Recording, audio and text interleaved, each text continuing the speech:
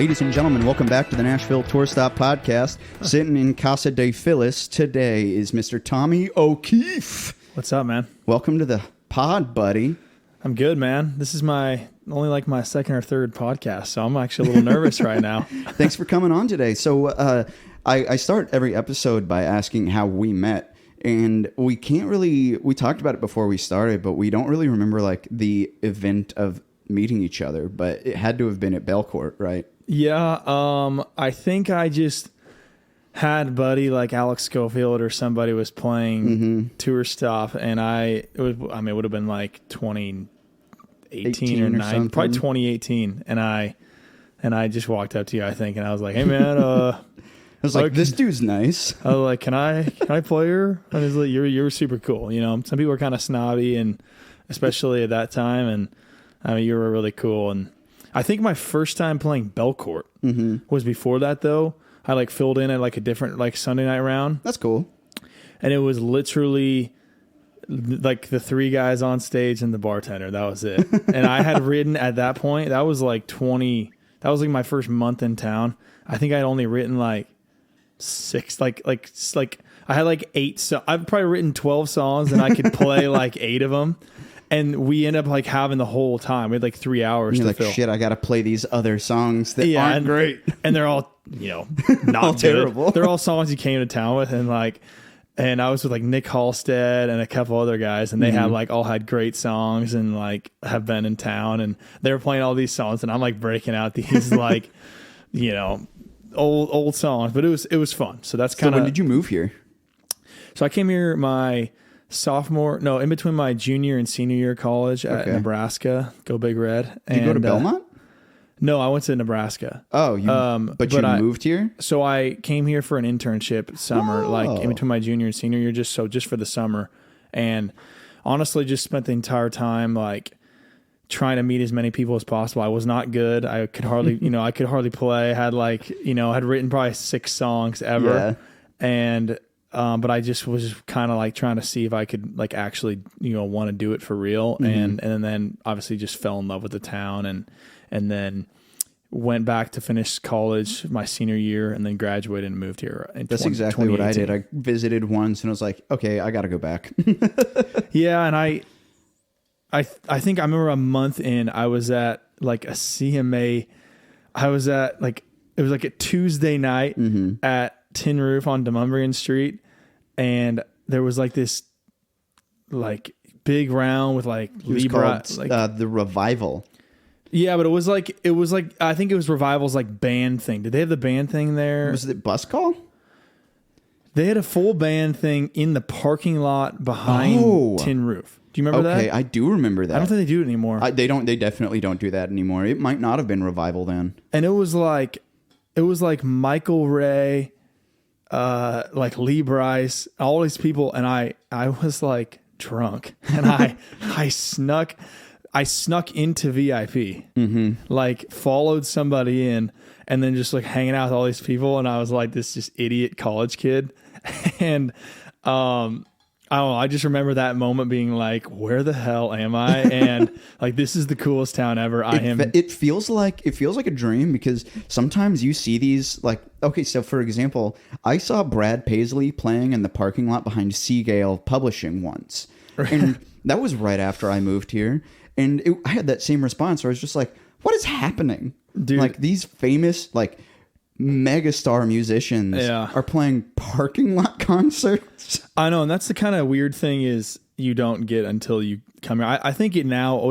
I guess what's sad. I'm not trying to be like a Debbie Downer, but the scene has gotten a little bit too like touristy. Like there's so many more people. I feel like in Midtown now that like you don't really see the kind of up and comer guys just out randomly, like at like Losers and all those places. But like, I swear especially the internship summer, because that was like 6 years ago. Yeah. Any night of the week, you go to like Losers, go to any round, and there's somebody like with a couple hits, or just even like these young gun like people that just got signed are out. And I definitely noticed that shift. So what year was it that you moved here? I have moved here for good in 2018. 2018. Like so May. I moved here for good in 2017. So it would have been around that same time because I remember you used to be able to see these hit writers a lot more readily, and I don't feel that way now. Yeah. And maybe it's because there's just so many more people running writers rounds. I think the one, I'm not sure I think everything's just kind of figuring itself out right now. Mm-hmm. But I do think, I don't know, maybe it's social media's like impact now is like, it's so much more important to be on social media than necessarily out playing TikTok. And so, which is fine. Like, I'm not trying to bash on, I'm just saying for the actual scene, it doesn't like do as much good. There's not as much benefit to playing a writer's round, which I mean, still like places like this is why like I love Tour Stop so much, because I still feel like that's like has a culture like that is from the previous like it's era from the old days. Yeah, no, it is. It like still you go there and there's still that culture of like everyone's hanging out, you're playing your song and you're like meeting people, but you're also trying to like play your song to kind of prove yourself. And I think that's what, Tour Stop and a couple other ones are still doing well, but there's some other ones that like just kind of don't have that like there's a bajillion showcases and writers rounds now, and it's weird because some people ask me like, how has Tour Stop survived so long? I'm like, well, I don't know totally, but like it just has. And a lot of these others just they think like, oh, running around is easy. Totally. And it's sure, technically asking people to play at a bar is easy, but like it's hard keeping it consistent. And like the culture of Tour Stop is exactly what you said. It's like, come hang out, have a beer, play your songs, make friends. And you can't do that on TikTok. You can't like make those deep, meaningful connections over a video. Yeah, and I do think I sound like such a grandpa saying no, that. I mean, I don't. I do all the games too. I play the game too. I do all the social media stuff. I do think that what you've done well, and that's just a testament to like what you should do in Nashville. If I was going to tell somebody to what they would do, is like, you need to just survive, like outlast everyone else. And I think you have just stuck with it and continue to like grow it to like other venues like Sonny's and other places and stuff. I don't know if is it still at Sonny's? No, we're not at Sonny's anymore. But yes, exactly what you mean. My point is this, is like, you go here, you go to Alley Taps, you go to these different places, and then when that kind of does its thing, then you go to the next place, and like, you just keep growing. That's kind of something I've done with music. I feel like, is no matter what pandemic, no matter what recession, World War, anything else, don't want to even go there.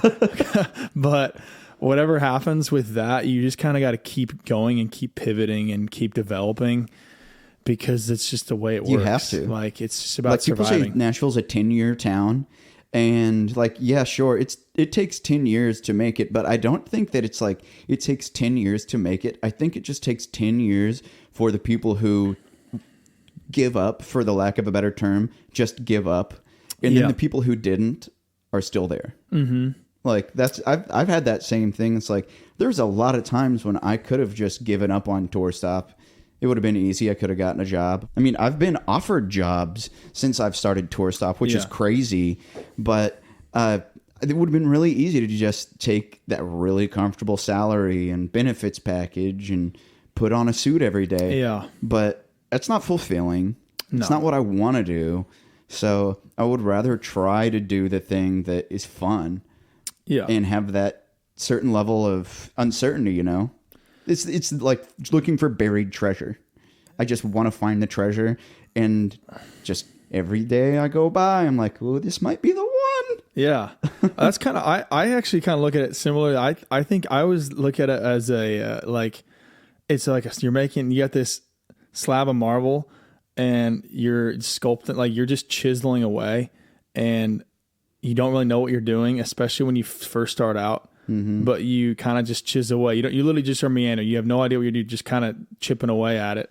And if you look back after a week, or you look back after a month, you're probably going to be like, well, I don't even know what that is. Right. I don't know what it is. But then, you do it for a year or 3 years, you kind of step back and go, oh, I can kind of see like, what this is now. This is at least, that looks kind of like an arm, or that looks like a thing, that looks like something. And so then you keep going and you get it figured out. And I think the more you do that, the more you can like step back and once you've kind of figured out your direction, then you really know, okay, after 5 years or whatever, that's about where I'm at, is like, I see something now, I know what direction I'm doing, and now it's just like continue to like chip away at it. Like, especially the first year in town, I just think that you're just meandering. You just don't know what you're doing. I definitely did not. Were you 23 when you moved here? That's how old I was. I was 21 when I did the internship, and then like 20, I guess 22 or 23 when I actually moved here for good. But I mean, didn't know. I've gotten so much better, put it that way. Like I still kind of look back and I'm like, man, my parents let me, like my friends and my family let me move here. Like I didn't. Yeah. Oh my God, dude. I've thought the same thing, because I'll go back and look at the songs that I wrote, like that I was playing my first shows in Nashville, and I wouldn't dare play those songs out now. But I think it's just, that's part of it, and that's just getting better. And I think another thing, once again, to your credit, is, and the one thing that I've always tried to do, and I'm really trying to do now especially, is like, you have to be an entrepreneur. Like, you have to figure out other ways to build your income and build your platform, and like with a podcast or with whatever, that's the new model, I think, for artists. Is, I hate calling it nickel and diming, but it's kind of like that. It's like, figure out, okay, I can make this much from playing shows, this much from royalties, and this much from that, and maybe I get a brand deal, and I wear these shoes on stage. Like, little things, they do add up, and it sucks. And I forget who I was talking to recently about this, but it was like, you do have to set the really small attainable goals, because if you set the goal of like, I'm going to play at the Opry, it seems like, okay, well, how do I get there? Yeah. There's a million steps that come before it. But if you say, I'm going to play tour stop, there are really cut and dried steps to getting to that thing. And then if you make it to like the tour stop step, then you can say, okay, well, I want to play a ticketed show at the Basement. And then there's those steps. And then there's just little things. So I think those small and attainable goals are so much more realistic for especially new kids in town. Yeah. And I still think going back to the social media is like, you do have to do it. Like, and I have been, at least past 6 months have been crazy, but I needed to be doing it more. But you just got to find, make it work for you. I'm honestly still figuring that out, but I do think that you have to do it one way or the other. Because even though you hate it, like, I don't enjoy scrolling TikTok or Reels, but it pains me to say that some of these people are posting 2 videos a day, 3 videos a day, and they'll post 100 videos, and then they'll post 1,000 videos, but then one will pop off. Yeah. And then they get 10 million views, and then they gain 20,000 followers overnight. And then it happens like that. I don't want to replace the live aspect of it, like the actual networking of it, but social media, like you said, is just so stupid important. Well, and I think you kind of have to, you just have to try different things and figure out what works for you, and really do well what works for you. But I mean, once again, I'm still figuring that out. But I mean, there's definitely some people in our, like, that have been up and coming that have like figured out their thing, and then you kind of just got to take it and run with it. So yeah, I feel so out of touch with some of these things on TikTok, because I'll see like trending videos and stuff, and people be like, you should do this one. And then I'm like, okay. And 6 weeks later, when I'm like, oh, I should do that video, it's already out. Like, it's so hard to be on top of that, which is why I totally understand why people are like, I am a professional social media strategist. Totally. Like, that's their job. They just create content, and that's just their thing. But like you were saying, the entrepreneur in me knows I need to do that, but I don't have the time or the knowledge or the interest in doing that. Well, also, and actually one of my friends, she does social media. Her name's Leah. She does social media for some big artists, and she said to me, and I think it's the best advice you can give, is like, don't try to necessarily chase the trends. Like, do what works for you, do it really well, and make sure it's like authentic to you, because usually that's the videos that like actually resonate when you're not trying. You're just like, here's my thing, I'm showing you my thing, but it's very natural. It's when people try to do these like unnatural things, the super staged TikTok videos. You know what I'm talking about?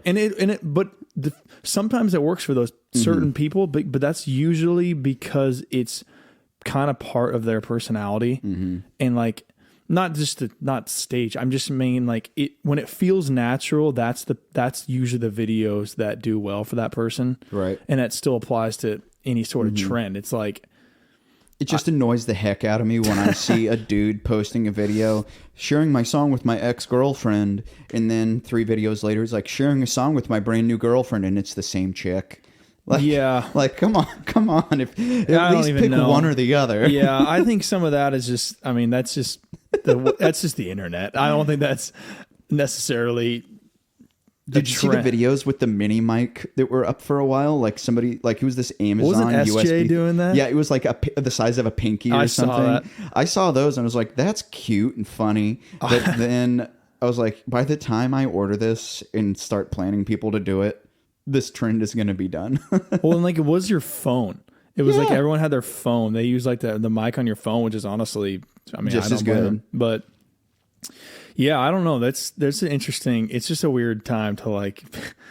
There's so many different ways to do everything, and we've got like these 2 dramatic different camps. Like there's we just had Maggie Baugh on the road, and she's really good at social media. Don't get me wrong, but she's going on this vinyl record store tour, and like the surge of vinyl sales lately, and lately is the wrong term. Like over the last 5-10 years.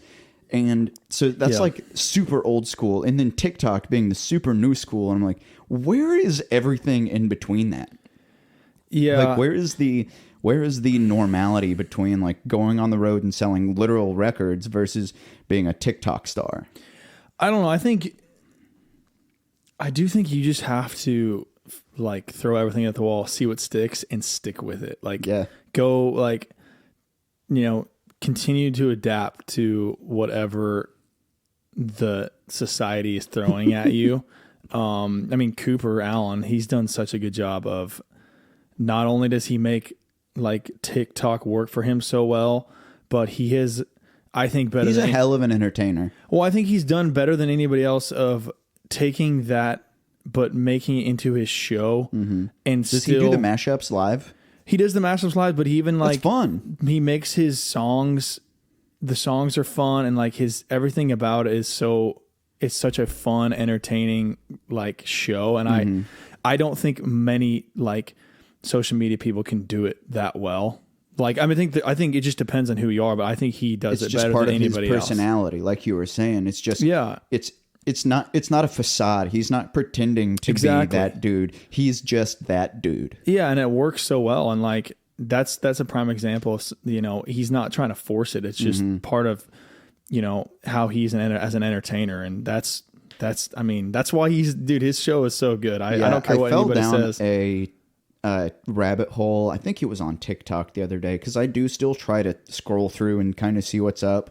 But I came across this video of a stand-up comedian, and that's another one. Comments were eating this person alive, and they were all shitting on this girl about how like, is this what comedy is now? Like whatever. But one of the comments said it was something along the lines of like, the ease of getting on stage and being given a microphone is too easy now because of social media. And people who, and podcasting is another example of it, or TikTok, it's like people who quote have no business being like on mic are now that we just have the option to do it. And I was like, that's true. There's some people who quote aren't funny or shouldn't be comedians, but it doesn't mean that they shouldn't try. Well, I don't know if I understand that. So they're saying basically anybody can buy a microphone, start a podcast, and just, here's my thoughts to the world. Yeah. And because of the internet, and anybody can just do any creative thing that they want, which is honestly is cool in one aspect. But then there's also people who might have weird stuff to say, who are given a platform to say weird stuff or stupid stuff. And before, if you wanted to be a stand-up comedian, you had to go do the open mics and be funny. Yeah. And if you weren't funny, you didn't get to do it. And True. Now, if you're not funny, you can be on TikTok and still try. And you might get one video that gets you 25,000 followers, and you might get booked because of that. Yeah. Like, I had a viral video. So there's this weird, I think it's like an imbalance between being actually talented and maybe getting lucky. You know what I mean? Yeah. I just think, from that angle, then as someone who maybe that hasn't like happened and you're like mad about it, like, oh, that guy, Why haven't I gone viral? I've gone, well, dude, it's just like, you need to find your own way. Like, the luck it of the draw. sucks. Like, I still complain. Like, I'm like, well, I want one of my songs to pop off, but it's like, it hasn't, bro. So just keep going. Don't quit. Like, if, when the time comes and you've continued to like get better and like develop your sound and your artistry and your catalog and everything involving like being an entrepreneur, because I truly believe that now being an independent artist, you just have to be like being an entrepreneur. When the time comes, you're going to be ready. You just have to stick with it. Like, even if that person got lucky that time and got booked, they're going to tank, or they're going to get booked for a year or two, and then they're not good because, quote, they're, quote, lucky. Mm-hmm. That's not sustainable. Like, it has to be sustainable. Right. Like, and that's always been the case, and it's still going to be the case no matter what platform you have. A friend of mine named Timothy Miles is a stupid talented songwriter, really great promoter, and he likes making goofy videos for Reels and TikTok. He loves all of it. And he had a really good idea for, like, he wants to go on tour, and he's kind of like this folk Americana singer-songwriter vibe. Yeah. And he's trying to figure out a way to do like the goofy, funny videos, the serious folk Americana music, but also merge in this love of like cooking for people. Mm-hmm. So he's like, I think what I should do is go on tour, and if people book me for a private show, they're not just booking me to play. I cook them dinner and a show, and you invite your friends, and he is the entire evening's experience. So he'd cook an entire meal for you and your family, and then he'll perform for you and your friends. And I was like, that's a really unique entrepreneurial mindset. Yeah. Because who the heck musician would be like, I'm going to go to your house, cook you dinner, and play a show for you? Yeah. I'd never heard of something like that. And it's cool stuff like that. And that's why I think it's cool being an entrepreneur, is because you just have these ideas and some of those things work. Yeah. Traveling, touring, cooking, musician. Well, some of these songwriters, I've even talked to a couple guys who have like a couple minor cuts, but like some of these hit songwriters who aren't really making the money off of like the streams anymore. Mm-hmm.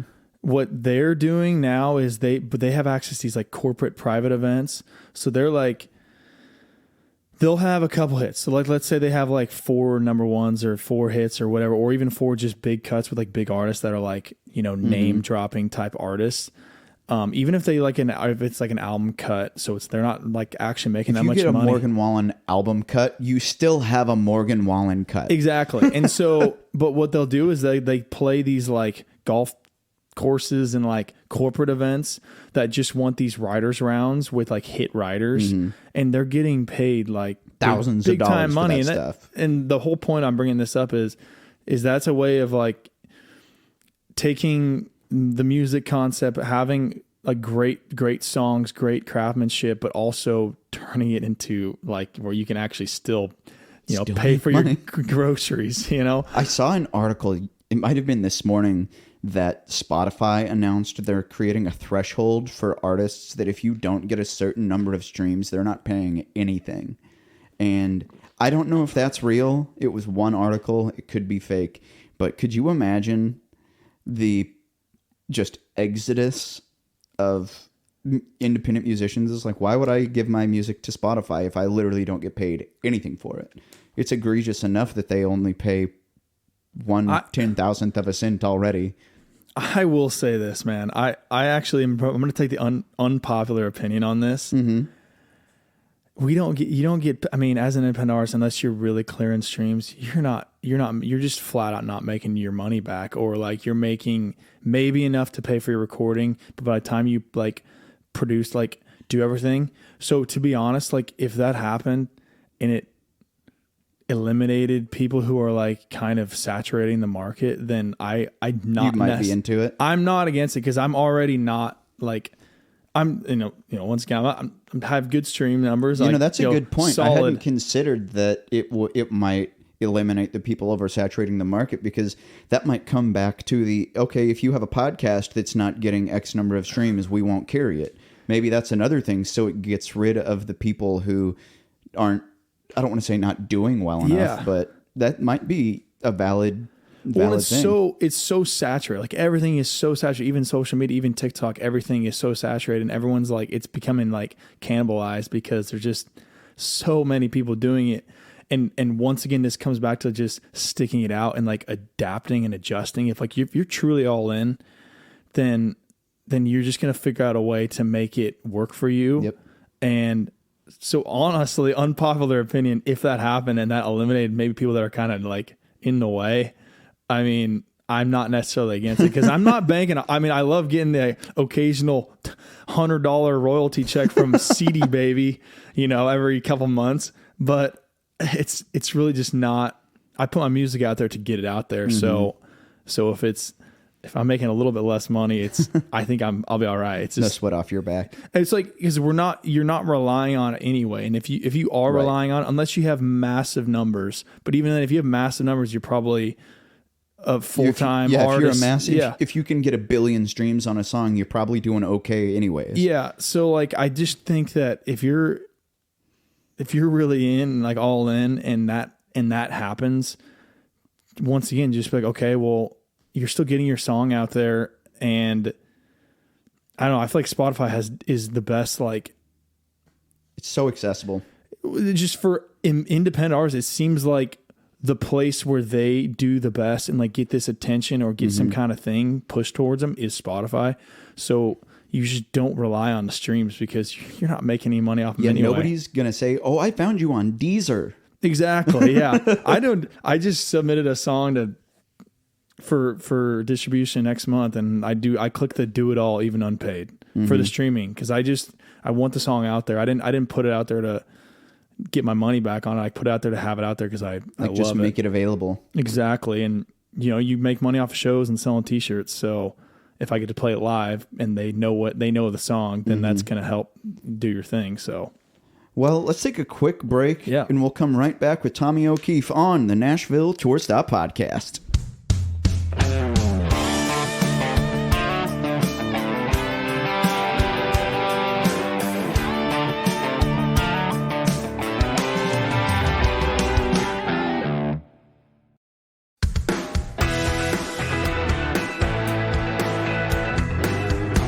And we're back with the Nashville Tour Stop Podcast, joined this week by Tommy O'Keefe, sitting in the house wearing some beautiful, nice white high-top Chucks. Absolutely, brother. I am a Converse high-top man myself. You are? Where are they at, man? They're in my closet right now. I've got my Clark's Bostonian boots on right now. I don't like wearing my Chucks out when it's wet. Yeah, I know, because slippery, and I don't like like my number one pet peeve in life is squishy socks. Oh yeah, I hate the sound of. Dude, my dad played basketball high school. This is what they wore. Yeah, that's crazy. I could not imagine playing basketball or like jogging. I know, man. Imagine track and field in a shoe like that with no arch support. He's just terrible, man. You might as well go barefoot. I do want to say, man, this is 104, right, for you? Episode 104? Yes, this is episode number 104. Cool, man. There's a thing I heard on a podcast. He said, you're not a real podcast till 100 episodes. So you're a real podcast, bro. Congrats. I was talking with our old co-host named Mike Dunbar about it, and he was saying something, oh boy. He was saying something along the same lines as we were talking about earlier with like the 10-year town and just surviving. Dude. And he was talking about the podcast, and he's like, how many independent podcasts that aren't hosted by celebrities make 100 episodes? Dude. He's like, you just survived. I bet you are in literally the 99th percentile. I'm not even joking. Podcasts that have done 100. Literally, I guarantee when you factor in like all the podcasts that have done like 13 episodes or whatever, and like it's hard on COVID. It is hard. That's why I've thought about doing. I'm like, I don't want to do it. It's a ton of work. Yeah, and like spoiler alert, listeners, fans, whatever we are calling you. We make no money doing this. Like, it is purely a passion project, because I've said it 1,000 times. I do this because it's a finally an excuse to just sit and talk to my friends. Like, if I book you for a show, we might get to talk for 5 minutes, 10 minutes, but then you go and play, and we're distracted because there's people at the bar, there's music playing. It's never like a meaningful conversation. Yeah. And these allow me to have more meaningful relationships and conversations with my friends. Totally. I think that, I mean, even for getting to know an artist, and like, I'm a server downtown, and I almost find that I have gained more like promotion and followers from people I've served versus people I've played down there because when you kind of have this one-on-one interaction with people and you're like, they figure out that you're a normal person, that they respect you a lot more. And I think that's what is cool about it. It's like cutting your teeth. Exactly. Like, one of my favorite quotes, and I forget the exact words of it, but it's a Jason Mraz thing about these people who want to go on the singing competition shows or TikTok now as an aside, but like the people who want to skyrocket to fame. Yeah. It's like, that is technically a path to success, but the most entertaining, and this is the quote, it's like, the most entertaining part of a documentary about your favorite artist isn't the stadium at the end. It's the 2 hours talking about how they made it and the struggles they overcame to reach Wembley. Totally. Credits roll when Ed Sheeran hits the stage at Wembley. Yeah.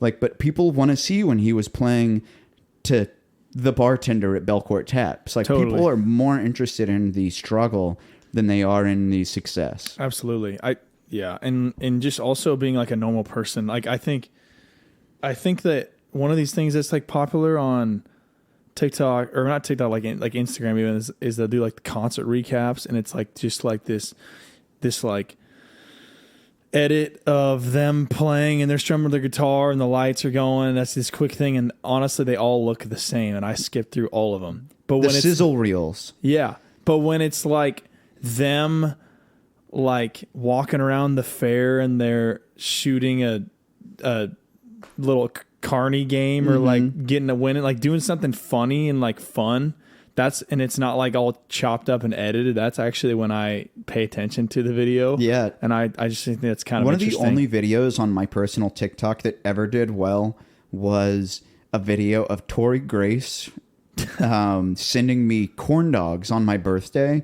And I didn't know she was sending me food. She Uber Eats me food here to my house, and I had taken an edible gummy on my birthday, and I was just zoinked out watching Ancient Aliens, just having the time of my life. Ancient Aliens. And then, there's just knock, knock, knock, knock, knock, knock. And I'm like, oh, who is that? Then I open the door, and you think it's the cops or something? I was like, who knows I'm here? And there's a bag of Sonic in a Route 44 just on my doorstep, and I'm like, that's like a gift from sketchy. God. And a minute later, I got a text from Tori. She said, "Your food has been delivered." And I was like, oh my God. And I opened it up, and it was a bag full of corn dogs. So the video is me holding, she sent me like 10 corn dogs. I put them all into one hand and was holding them like a bouquet of flowers. And I was just eating them like that. And that was the only video on my TikTok that's ever done well. Just because you're right. It's just authentic. It's dumb. It's not, it wasn't chopped up. It was just me being like, thank you for sending me corn dogs on my birthday, Tori. Then I just, Did you ever see have you heard the band All Time Low? All Time Low? I totally have. Yes, the band. Yeah. I met them. So, really? Yeah, I used to be an intern at a venue in Columbia, Missouri when I was in high school. And one of my last days of my internship, All Time Low was playing, and it was my job to buy them food. So I got to go take their orders. What do they eat? Ham and cheese sandwiches, potato chips. They wanted like cold cut deli. Oh my gosh. When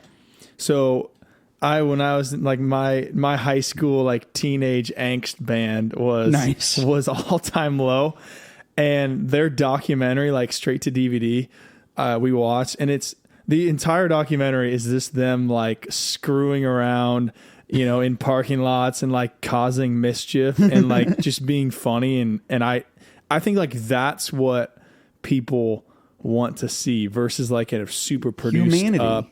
Like they want to see the humanity. Yeah. So I don't know. That's just a fun. If you have not seen the All Time Low Straight to DVD documentary, it is hysterical. Okay, I'll check that out too. Yeah.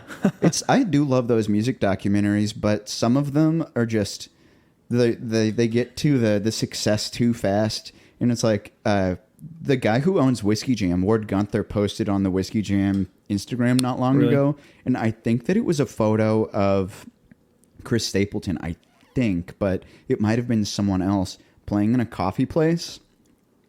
Just it must have been like 2008 or something, 2009, before he was successful. Yeah. And it just had his little jewel case CDs and the tips appreciated, and no one was listening.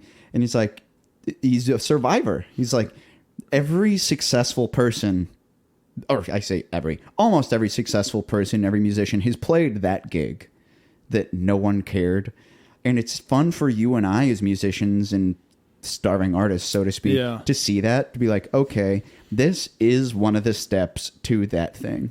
Totally. And it sucks when no one listens, but it's like, this is the paying the dues, so to speak. Yeah, and he's another guy that just seems like he's just continued to like adapt and grow. Mm-hmm.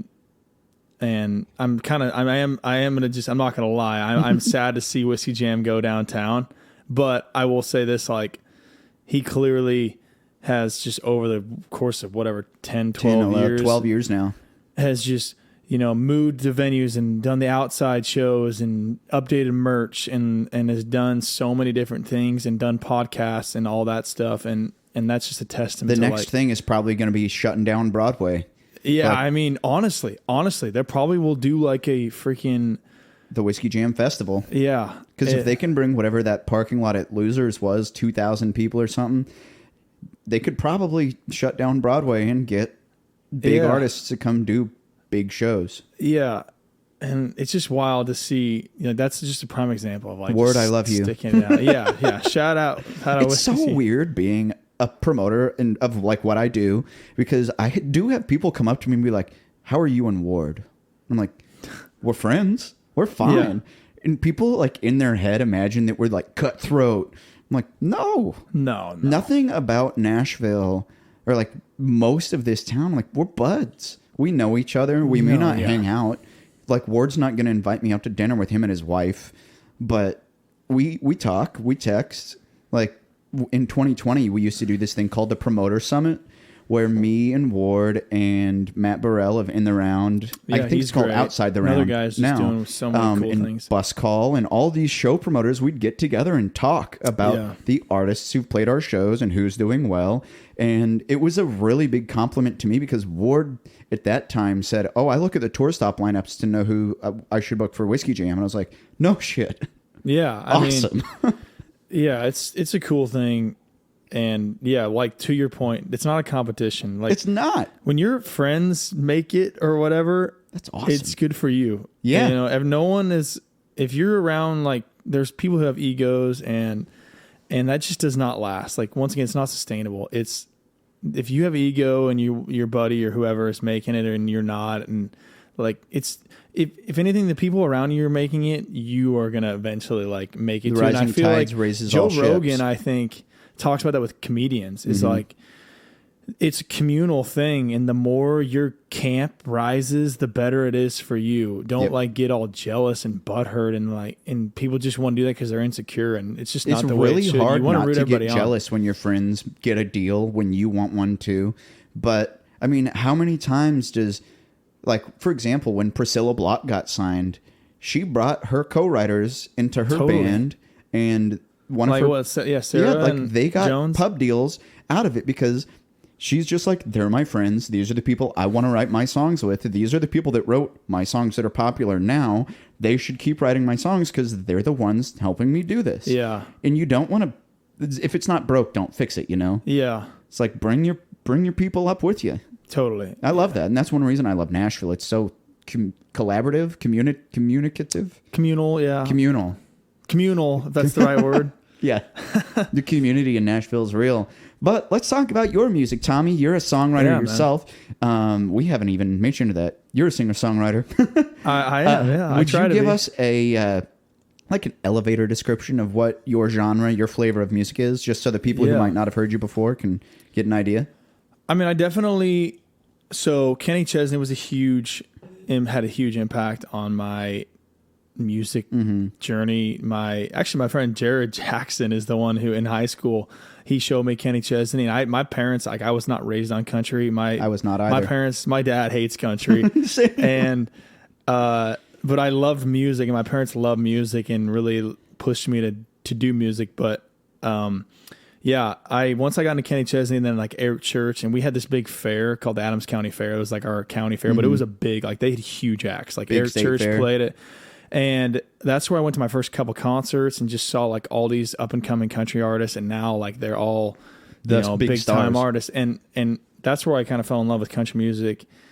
And then joined a couple. I got out of high school band. I joined a couple bands in college. Just kind of played every bar I could, and eventually moved came to Nashville. Recorded like three songs out of maybe 6 that I've ever written, and it was just a mind blowing experience. And that's kind of what got me to Nashville. But now I've been putting out music since I think 2020. So.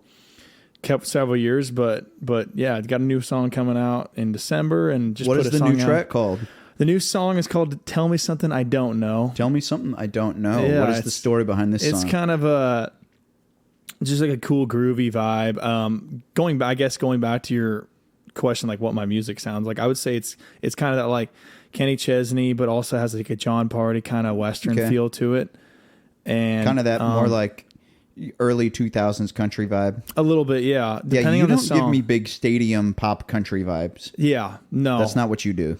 But definitely John Parr. And then like, I think now I'm starting to really lean towards like the Old Dominion style of the kind of good vibes, kind of sunshine, melody type summer vibes, but still upbeat and modern. I just think right now Old Dominion is my favorite band. I think them, like, what they're putting out is all just like good, feel good songs. And this next one, Tell Me Something I Don't Know, is definitely that kind of groovy Old Dominion vibe. That's cool. So who did you write this with? I wrote this with Brad Hutzel, Cooper Allen, and Kyle James. Cool.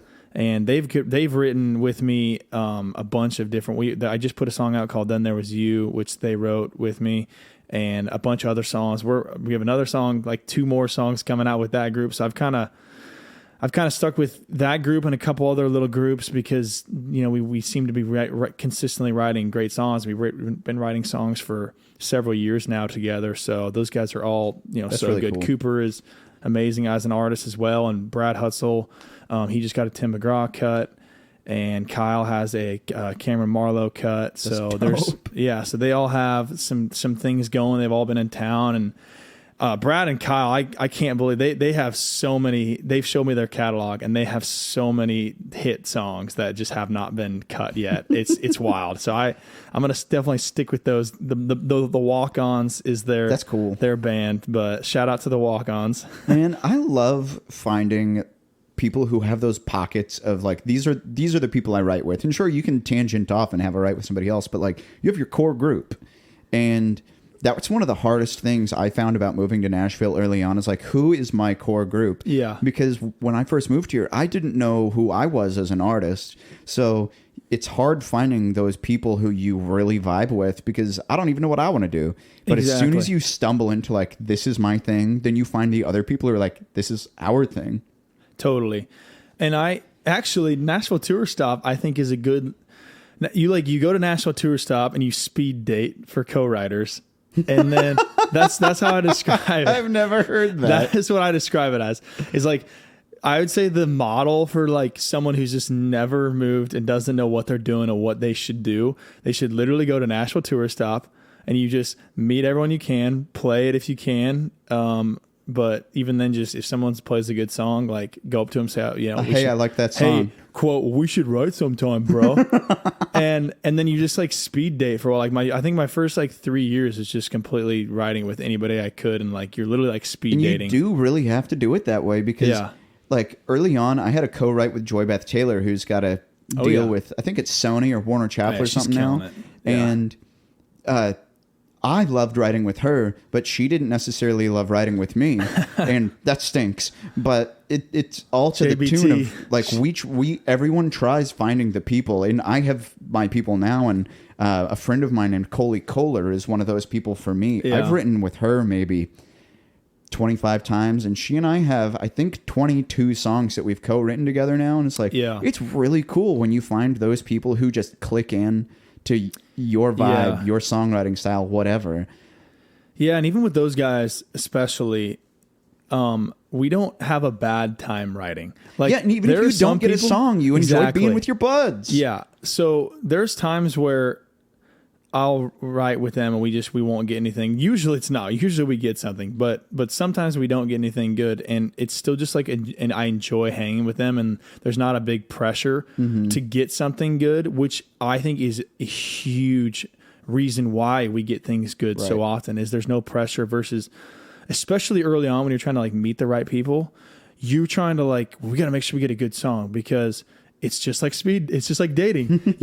The first date is to get the second date. You know, like, should we figure out you should get that second date? At least maybe not. I'm not the best dater, but that's the whole thing. Is I've had some co-writes where it's just like painful. It's like half hour in, you're like looking at the clock. Oh, we got 3 hours left of this crap. Like, get me out of I here. have been man. in those writes where no one likes what's happening, and no one wants to be the first person to say, "Should we call it?" Oh yeah, I've usually gotten to that point where I'll just be like, guys, if it's been an hour and a half, 2 hours, and like we're still writing like SpongeBob, you know, it's just like, if all we right, haven't guys, even decided the idea we want to write, let's call it. I'm gonna move on with my life. I'm gonna go home. Yeah, yeah. So it's part of the creative cycle. It's like sometimes it's just not there, and that's okay.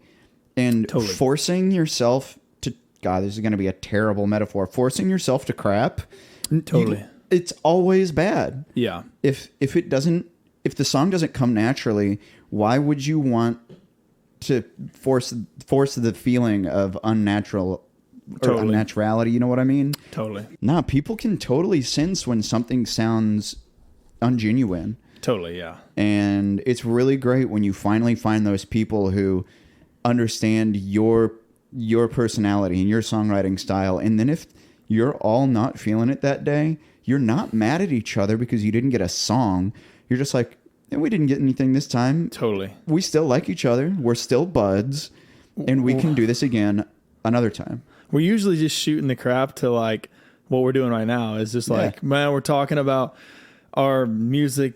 Talking about something. You know, we're just like, man, what the hell is going on? What are we doing with our lives? Type thing, but it's in a funny way, and yeah. So it's always fun when you have the people like that you just enjoy it.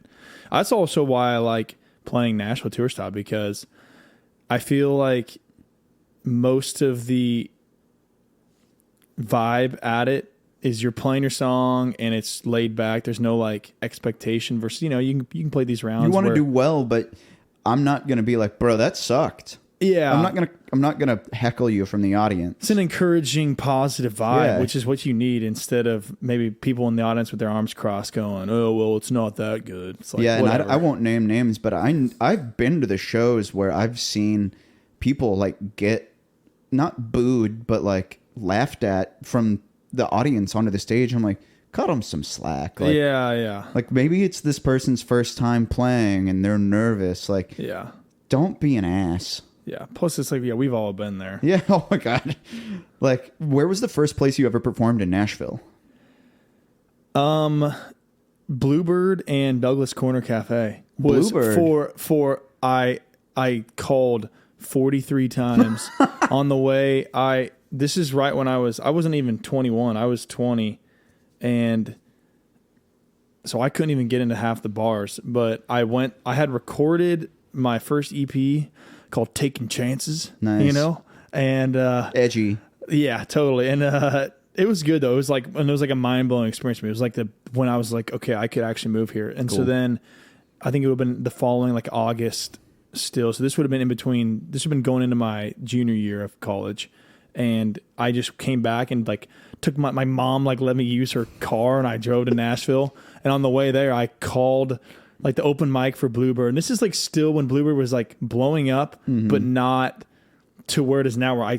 Do they even have the open mic anymore? They still have the open mic. They do? It's so hard to get on because so many thousands of people are trying to play it. Yeah. So I literally called 43 times. I remember, I think I posted about it, and I got it, and just played This Lonesome Road by my first EP. Nice. And so it was fun, but that was the first time I ever played in Nashville. Yeah, the Bluebird was actually the first place I ever played too. I did the open mic as well. Dude, nice. And I was sitting on my phone. I had the number pre-typed in. So as soon as whatever it was, 10 a.m. struck, I hit call. And I was the first, like, it went, Bluebird. Like, I immediately got it first call. And I was the first call of the day. And they just put you on stage in order.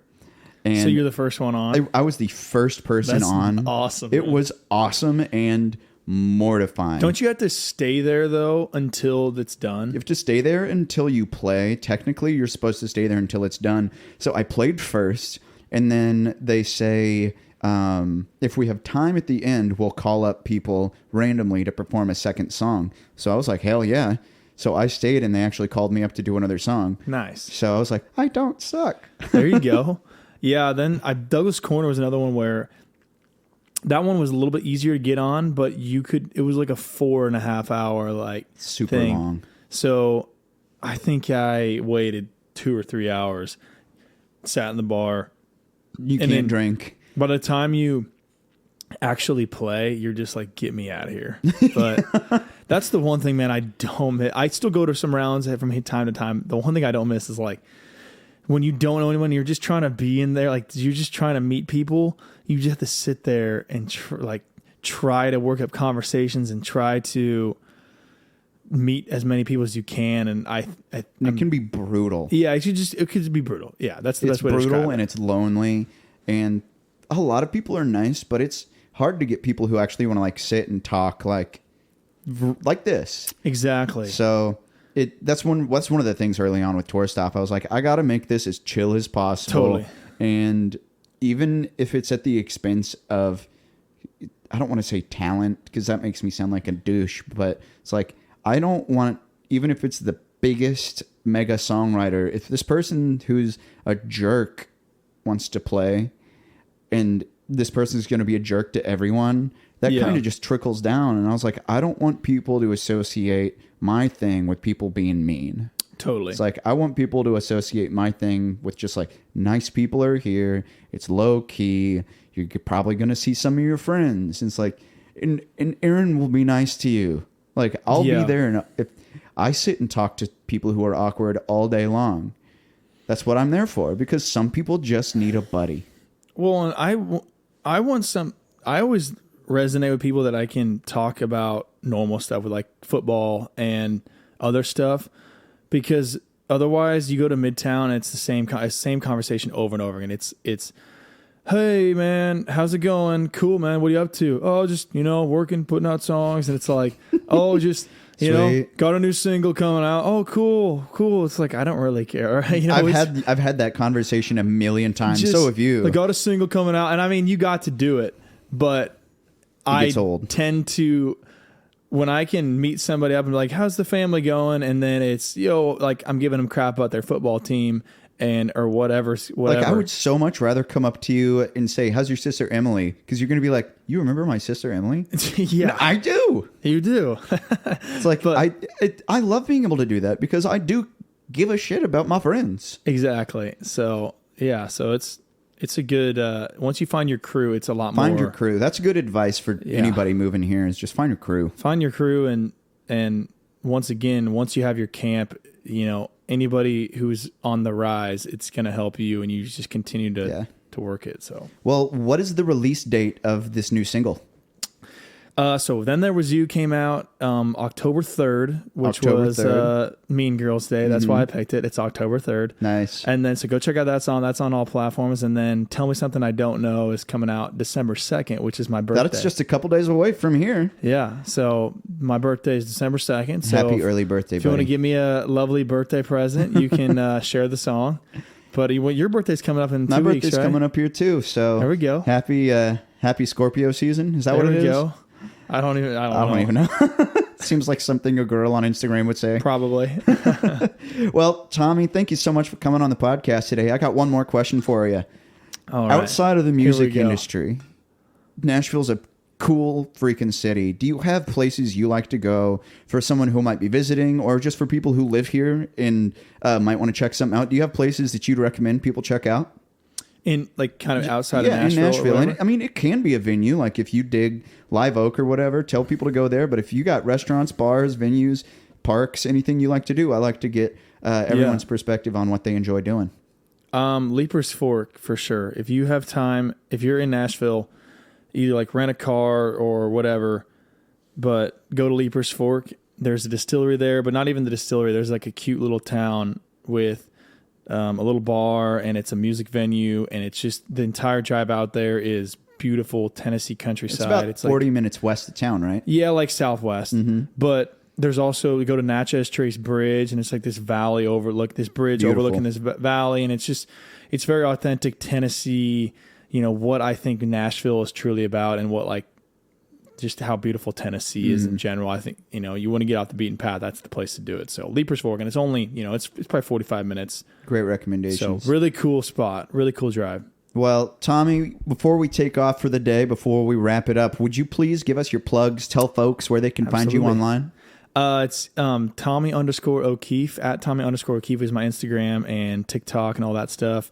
And if you want to go to TommyO'Keefe.com, I have my merch on there. So you guys buy a Whiskey on a Weekday t-shirt or whatever you got to do. Hell yeah. But yeah, TommyO'Keefe.com. I will have your Instagram and your website in the episode link description. So if you'd like to follow Tommy right now, just click on your podcast platform and hyperlink, click that thing, and it'll take you right to Tommy's stuff. Yeehaw, baby. Yeah.